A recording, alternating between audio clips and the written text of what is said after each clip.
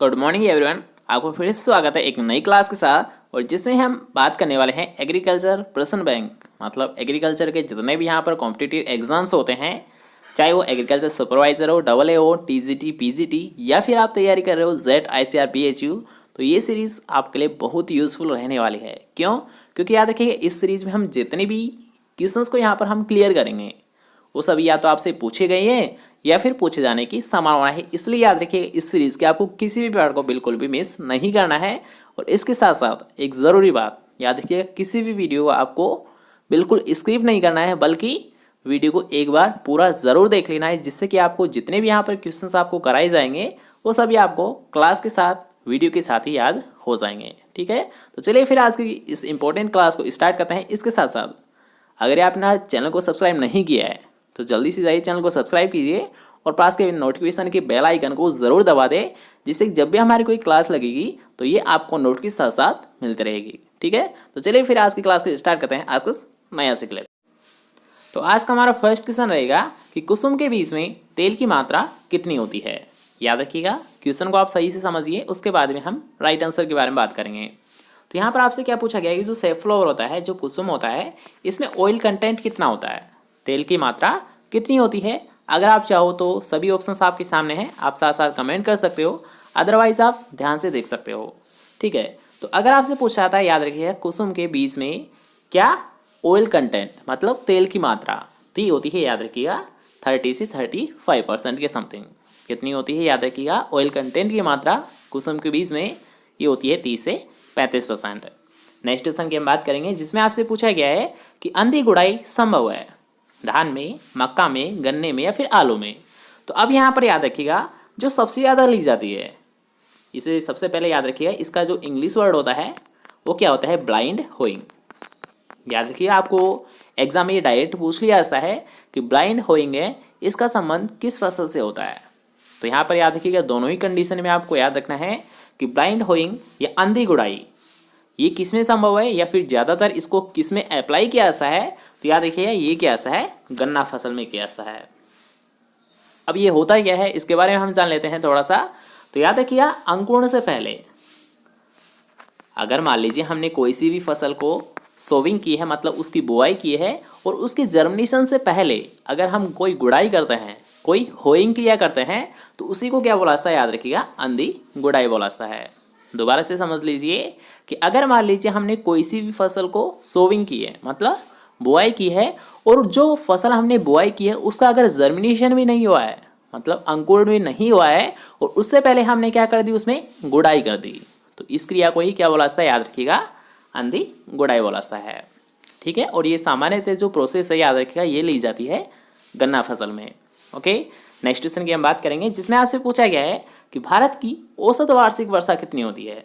क्या पूछा गया है, याद रखिएगा भारत की औसत वार्षिक वर्षा कितनी होती है। तो सबसे पहले हम ऑप्शन देख लेते हैं और उसके अकॉर्डिंग हम राइट आंसर के बारे में बात करेंगे। तो यहाँ से आप समझ सकते हो, यहाँ पर सभी ऑप्शंस आपको दे रखे हैं और क्वेश्चन में आपसे क्या पूछा गया है कि भारत की औसत वार्षिक वर्षा कितनी होती है। तो अब यहाँ पर याद रखिएगा एक तो यूनिट आपको ध्यान रखनी है, किस यूनिट में आपसे पूछा गया है। याद रखिएगा ये पूछा गया है mm में, मतलब मिलीमीटर में आपसे पूछा गया है। तो याद रखिएगा अगर आपसे पूछता है भारत की वार्षिक वर्षा तो होती है 1190 मिलीमीटर। कितनी होती है, याद रखिएगा 1190 मिलीमीटर। ठीक है, और अगर बाई चांस आपसे ये पूछ लिया जाता है कि राजस्थान में वार्षिक वर्षा कितनी होती है, तो इसको भी आपको याद रखना है। क्यों? क्योंकि याद रखिए ये क्वेश्चन भी आपसे ऑलरेडी पूछा गया है। ओके, तो यहाँ पर याद रखिएगा दोनों क्वेश्चन को आपको याद रखना है कि भारत की औसत वार्षिक वर्षा कितनी है, 1190 मिलीमीटर।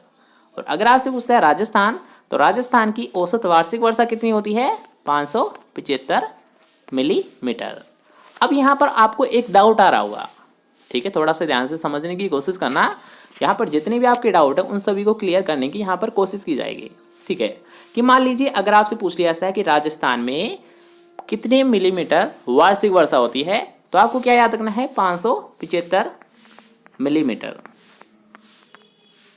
ठीक है, लेकिन बाई चांस अगर आपसे ये क्वेश्चन पूछ लिया जाता है कि जो वार्षिक वर्षा है कितनी सेंटीमीटर होती है। ओके, तो अब यहाँ पर बस आपको कुछ याद नहीं रखना है, बस डायरेक्ट इसके बीच में एक पॉइंट लगा देना है, वो सेंटीमीटर में कन्वर्ट हो गया। आपको क्या याद रखना है, याद रखिएगा अगर आपसे पूछता है मिलीमीटर तो आपको क्या याद रखना है 575 मिलीमीटर, और अगर आपसे पूछ लिया जाता है सेंटीमीटर तो सेंटीमीटर आपको बस याद रखना है 57.5 सेंटीमीटर वार्षिक वर्षा होती है राजस्थान में। ठीक है, दोनों पॉइंट को आप याद रखोगे, दोनों याद रखिएगा, आपको एग्जाम में पूछे जा चुके हैं, इसलिए दोनों को आपको फोकस करना है। ओके, तो चलिए नेक्स्ट क्वेश्चन की हम बात करेंगे, जिसमें आपसे पूछा गया है कि वातावरण में कार्बन डाइऑक्साइड की मात्रा कितनी होती है। क्या पूछा गया, याद रखिएगा, वातावरण में कार्बन डाइऑक्साइड की मात्रा कितनी होती है। 78%, 0.5%, 0.03% या फिर 0.001%।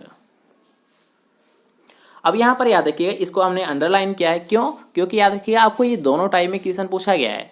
एक तो आपसे पूछा था कि वातावरण में नाइट्रोजन या फिर कार्बन डाइऑक्साइड की मात्रा कितनी होती है, और एक क्वेश्चन आपसे पूछा था कि मृदा में कार्बन डाइऑक्साइड की मात्रा कितनी होती है। तो अब यहाँ पर याद रखिएगा, आपको थोड़ा सा ध्यान रखना है, थोड़ा सा याद रखना है कि अगर आपसे पूछता है वातावरण में, तो वातावरण में CO2 की मात्रा याद रखिएगा 0.03% पाई जाती है, जबकि अगर हम बात करते हैं मृदा में, तो मृदा में याद रखिएगा ये पाई जाती है 0.25 पाई जाती है। बस इतना सा याद रखिएगा कि अगर आपसे पूछता है वातावरण में, तो वातावरण में तो याद रखिएगा ये पाई जाती है CO2 की मात्रा 0.03%, और अगर आपसे पूछता है कि मृदा में CO2 की मात्रा कितनी होती है, तो वो होती है याद रखिएगा 0.25%। ठीक है, याद रख पाओगे? अगर नहीं ये रख पा रहे हो तो यार नोट कर लीजिए, क्योंकि यहाँ पर जितने भी क्वेश्चंस को लिया गया है वो सभी आपसे पूछे जा चुके हैं। ठीक है, तो एक बार आप ज़रूर नोट कर ले, जब आप इसे दोबारा रिवीजन करोगे तो आपको आसानी से याद हो जाएगा। ठीक है, अगर आपको फिर भी कोई डाउट आता है तो आप कमेंट सेक्शन में हमसे पूछ सकते हो। नेक्स्ट क्वेश्चन की हम बात करेंगे, जिसमें आपसे पूछा गया है कि मेथी का वैज्ञानिक नाम क्या होता है। तो ये तो आप सभी को पता होगा कि जो मेथी का वैज्ञानिक नाम होता है ये क्या होता है, ट्राइगोनेला फोइनम। क्या होता है, याद रखिएगा, ट्राइगोनेला फोइनम। नेक्स्ट क्वेश्चन की हम बात करेंगे, जिसमें आपसे पूछा गया है कि राजस्थान में कितने कृषि विश्वविद्यालय है। तो ये तो आपको पता होगा कि राजस्थान में टोटल एग्रीकल्चर ये यूनिवर्सिटी है, ये कितनी है। तो हम सभी जानते हैं कितनी है, 5 है, और जो सबसे लास्ट में बनी थी, मतलब जो नई विश्वविद्यालय है वो कौन सी है, याद रखिएगा, कोटा यूनिवर्सिटी। ठीक है, जो कि रिसेंटली में ही बनाई गई थी, वो कौन सी थी, याद रखिएगा, कोटा यूनिवर्सिटी। नेक्स्ट क्वेश्चन की हम बात करेंगे, जिसमें आपसे पूछा गया है कि स्टूलिंग किस फसल में प्रचलित प्रवर्धन विधि है। अब यहाँ पर याद रखिए स्टूलिंग, जिसका सेकंड नाम आप याद रख सकते हो माउंट लेयरिंग।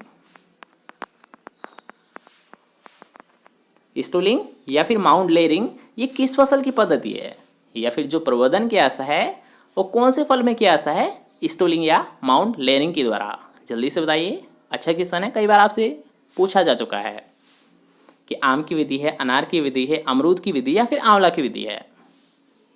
तो अब यहाँ पर बस आपको ये याद रखना है कि याद रखिएगा स्टूलिंग, माउंट लेयरिंग या गुटी दाब विधि। ठीक है, इसके 3 नाम है मुख्यतः, गुटी दाब विधि।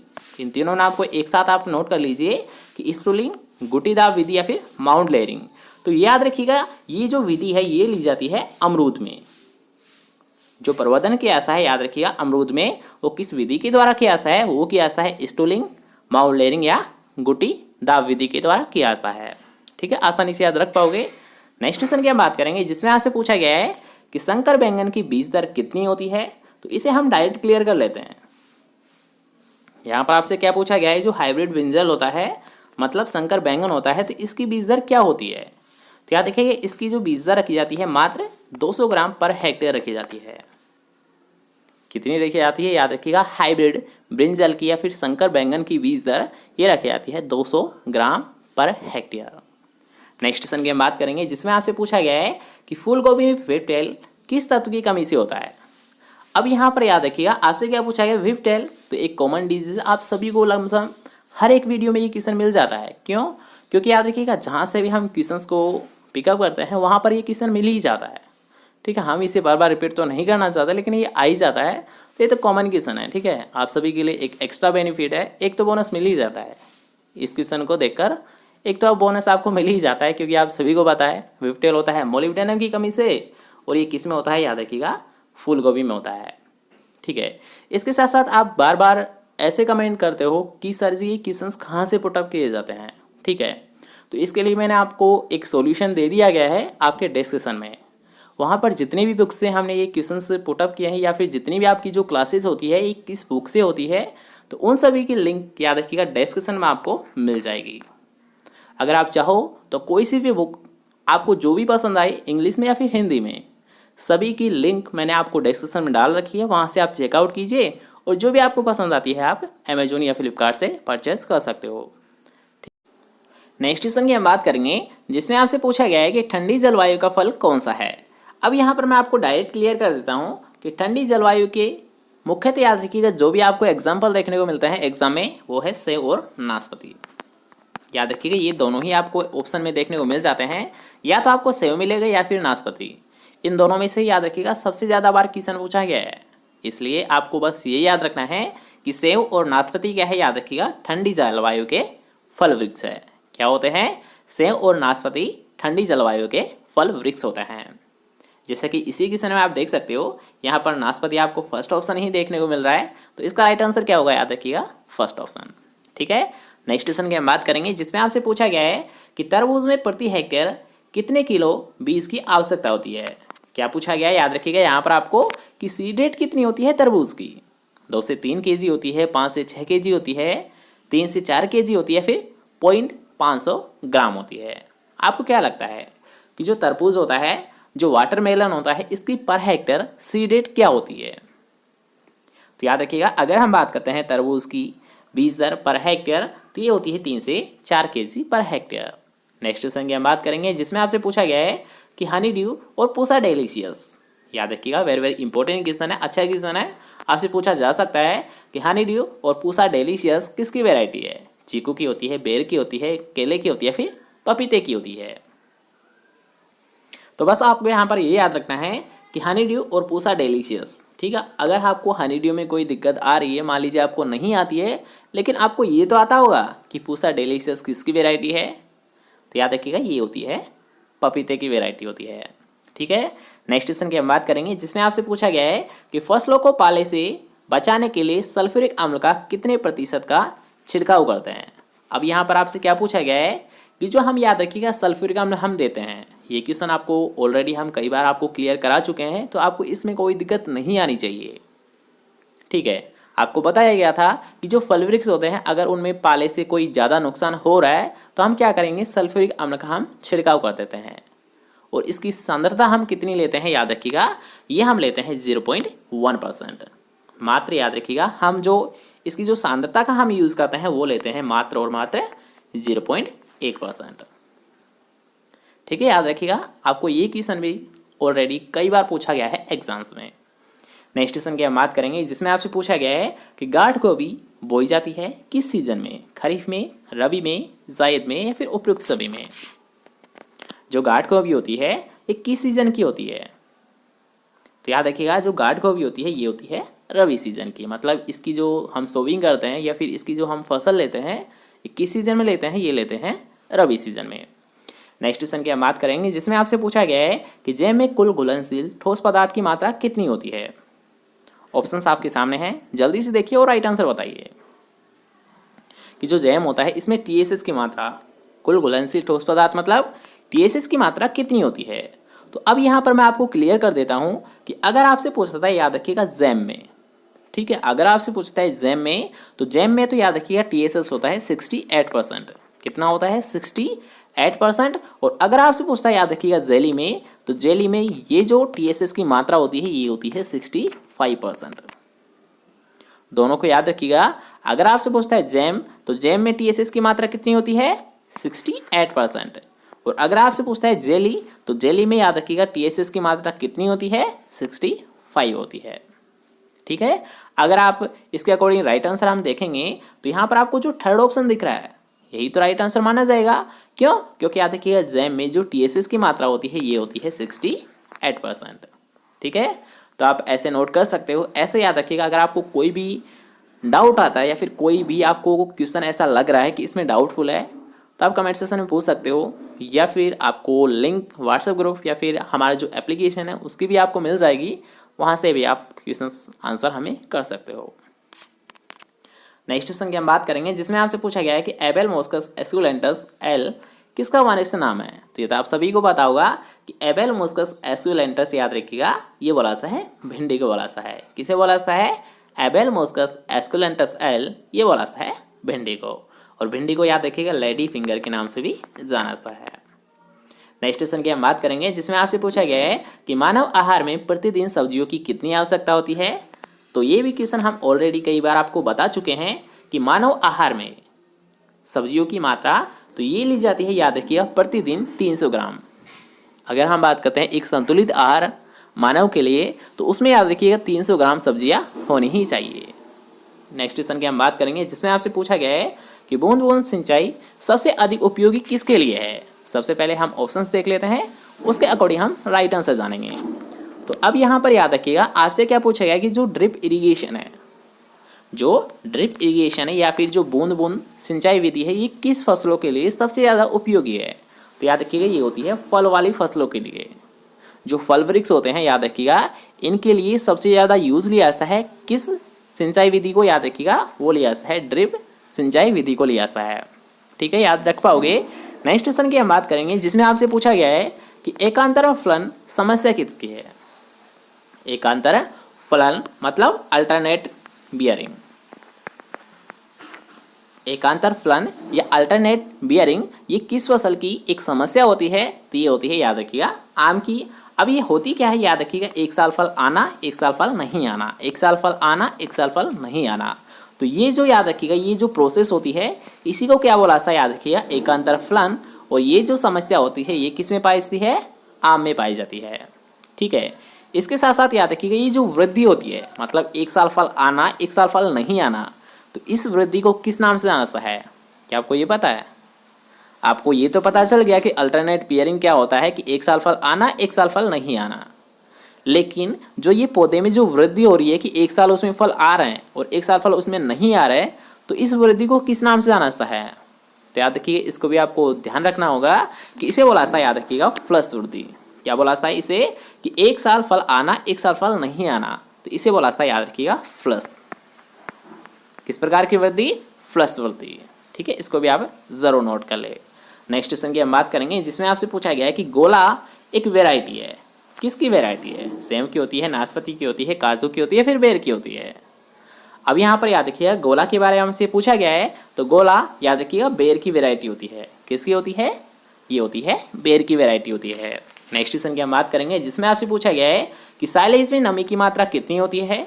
तो अब यहाँ पर याद रखिएगा एक पॉइंट आपको बताया गया था कि साइलेज में नमी की मात्रा कितनी होती है। ऑप्शंस आपके सामने दे रखे हैं सभी, आप यहाँ पर देख सकते हो आसानी से। और याद रखिएगा सोच समझ के आपको राइट आंसर देना है। इसका राइट आंसर क्या होगा? सभी ऑप्शंस आपके सामने हैं, जल्दी से देखिए और राइट आंसर बताइए। तो अब यहाँ पर याद रखिएगा इस क्वेश्चन के लिए मैंने आपको एक ट्रिक बताई थी कि अगर मान लीजिए आपको ये कन्फ्यूजन हो रहा है कि हे में ज़्यादा नमी होती है फिर साइलेज में, तो आपको वो पॉइंट याद आ जाना चाहिए कि साइलेज याद रखिएगा गड्ढे में तैयार किया जाता है। साइलेज को गड्ढे में तैयार किया जाता है।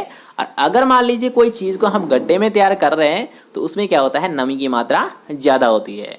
तो इसमें नमी की मात्रा कितनी होती है? लगभग याद रखिएगा 65 से 70%। लेकिन ऑप्शंस के अकॉर्डिंग हमारा जो राइट आंसर रहेगा ये रहेगा फर्स्ट ऑप्शन, क्योंकि याद रखिए इसमें जो नमी की मात्रा होती है ये होती है 65 से 70%। ठीक है, तो राइट आंसर क्या होगा? First option. और अगर हम बात करते हैं याद रखिएगा हे, तो हे में याद रखिएगा 15 से 20% की समथिंग नमी होती है।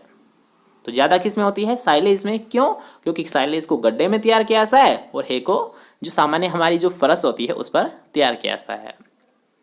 ठीक है, दोनों में डिफरेंस आपको पता चल गया। और नमी किस में ज़्यादा होती है ये भी आपको पता चल चुका है। तो यार अगर वीडियो पसंद आ रही है ना, तो यार वीडियो को जल्दी से लाइक तो कर दीजिए कम से कम। तो वीडियो को लाइक और यार शेयर ज़रूर कर दिया करो, जिससे कि हमें भी मोटिवेशंस मिलती रहे और हम भी आपके लिए ज़्यादा से ज़्यादा अच्छी वीडियोस ला पाए। तो यार वीडियो को शेयर ज़रूर कर दिया करो। ठीक है, बार बार आपको कहने की ज़रूरत नहीं पड़नी चाहिए। जल्दी से जाइए यार वीडियो को शेयर ज़रूर कर दीजिए। जब तक हम नेक्स्ट क्वेश्चन की बात करेंगे कि पश्मीना किसकी नस्ल है? भेड़ की, भैंस की, गाय की या फिर बकरी की? आपको क्या लगता है कि जो पश्मीना नस्ल है ये किसकी है? भेड़ की है, भैंस की है, गाय की है, फिर बकरी की है?